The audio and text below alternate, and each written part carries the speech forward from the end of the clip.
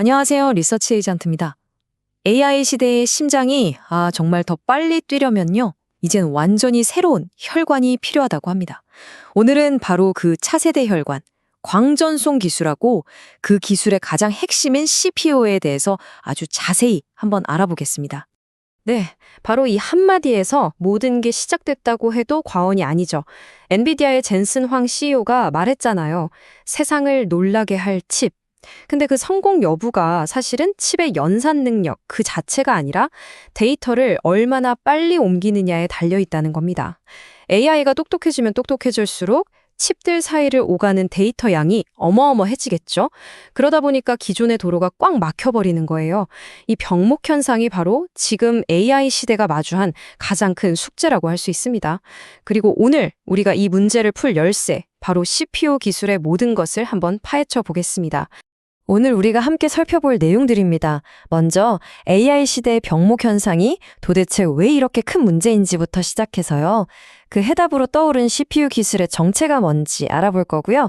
이어서 이 기술을 그럼 과연 누가 주도하고 있는지 글로벌 시장을 쭉 훑어본 다음에 우리나라 기업들한테는 어떤 기회가 있을지 찾아보겠습니다.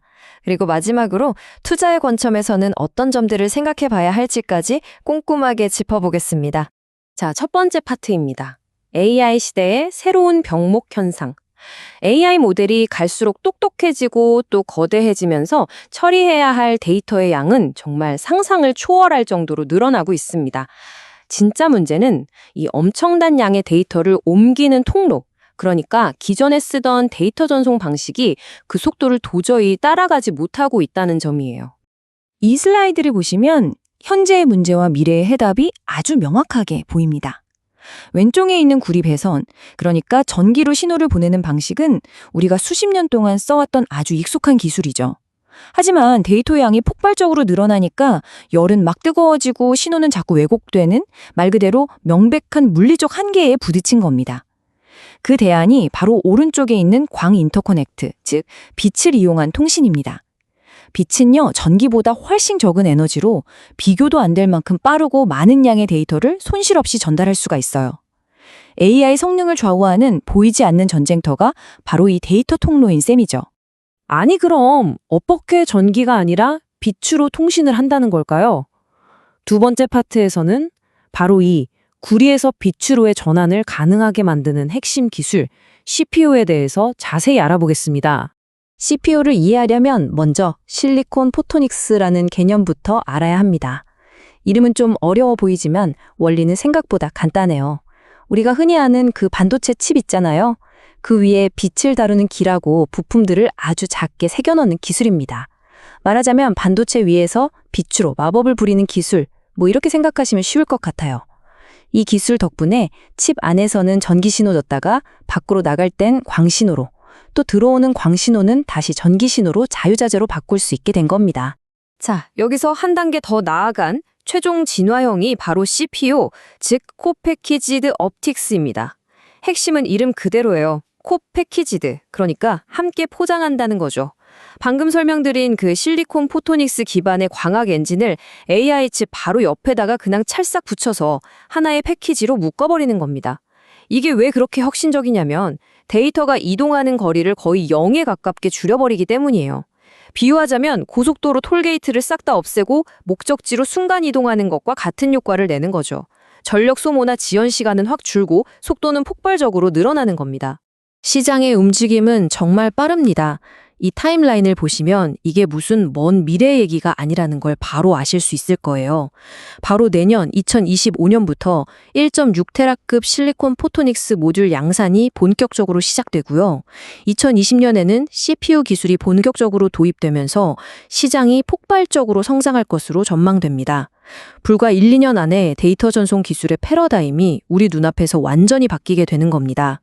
세 번째 파트입니다. 그렇다면 이 거대한 기술적인 전환을 과연 누가 이끌고 있을까요? 이제 시선을 글로벌 시장으로 한번 돌려서 CPU 기술의 핵심 공급망을 분석해 보겠습니다. 특히 이 대만 기업들의 움직임이 정말 심상치가 않습니다. 이 표가 현재 대만의 CPU 어벤져스라고 보시면 됩니다. 그 중심에는 역시 세계 최강의 파운드리 TSMC가 있죠. TSMC를 중심으로 한 대만의 반도체 생태계가 이제는 빛의 영역까지 장악하려고 하고 있는 겁니다. 표를 한번 보세요. 엔비디아, TSMC와 직접 협력하는 브로웨이나 FOCI 같은 기업부터 구글, 메타 같은 빅테크들의 데이터 센터에 부품을 공급하는 럭스넷, 샤이니 옵티컬까지 역할 분담이 아주 확실하게 이루어져 있는 걸 볼 수 있습니다. 자, 몇몇 기업을 좀 더 자세히 볼까요? 먼저 브레이웨이. 이 회사는 엔비디아 칩이 빛의 속도로 소통할 수 있게 통로를 만들어주는 핵심 플레이어입니다. 그리고 FOCI는 그 통로를 칩에 연결하는 초정밀 부품을 만들죠. TSMC와 엔비디아 협력의 최전선에 서 있는 겁니다. 한편 럭스넷과 샤이니 옵티컬 같은 기업들은 구글의 TPU 서버처럼 AI 서비스를 직접 운영하는 빅테크 기업들 있잖아요. 이 기업들의 폭발적인 인프라 투자에 직접적으로 수혜를 입으면서 빠르게 성장하고 있습니다. 네 번째 파트입니다. 그렇다면 이렇게 거대한 글로벌 시장의 변화 속에서 우리 국내 기업들은 어떤 기회를 찾고 있을까요? 이제 국내 시장으로 시선을 옮겨보겠습니다. 국내 기업들의 전략은 조금 다릅니다. 대만 기업들이 엔비디아와 손을 잡고 완제품에 집중한다면 우리 기업들은 각자 가장 잘하는 분야, 그러니까 설계, IP, 소자, 그리고 장비 쪽에서 기회를 찾고 있는 모습이에요. CPU라는 거대한 시스템을 구성하는 각 전문 분야에서 핵심 기술력을 바탕으로 시장에 진입하려는 그런 전략인 셈이죠. 여기서 특히 주목할 만한 기업들을 좀 보면요. 설계 분야의 퀄리타스 반도체는 삼성 파운드리 생태계의 핵심 파트너입니다. 이들이 개발하는 인터페이스 IP는 삼성이라는 거대한 배가 CPU라는 새로운 바다로 나아갈 때 꼭 필요한 핵심 항해 기술을 확보한다는 그런 의미가 있습니다.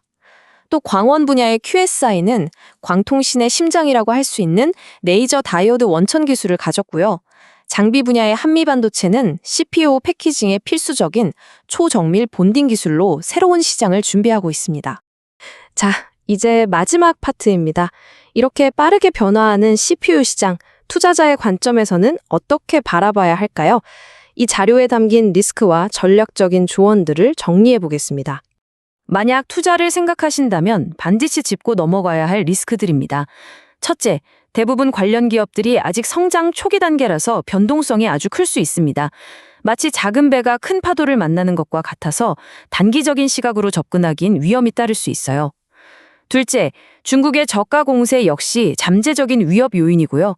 마지막으로 가장 중요한 점은 지금 이 변화가 단기적인 유행이 아니라는 겁니다. 인터넷 혁명이나 스마트폰 혁명처럼 앞으로 수십 년간 산업 지형을 바꿀 거대한 기술 주기의 초입부에 있다는 사실입니다. 즉, 아주 장기적인 안목이 필수적이라는 뜻이죠. 오늘 우리는 AI 시대의 새로운 혈관, CPU 기술의 현재와 미래를 함께 살펴봤습니다. 이제 질문은 여러분께 넘어갑니다. 이 거대한 변화의 흐름 속에서 여러분이 더 주목하고 싶은 기업이나 기술은 무엇인가요? 오늘의 분석이 그 다음 질문을 위한 좋은 출발점이 되기를 바랍니다.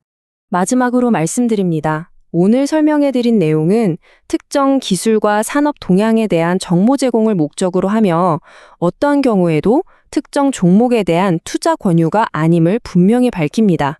모든 투자 결정과 그에 따른 책임은 투자자 본인에게 있습니다.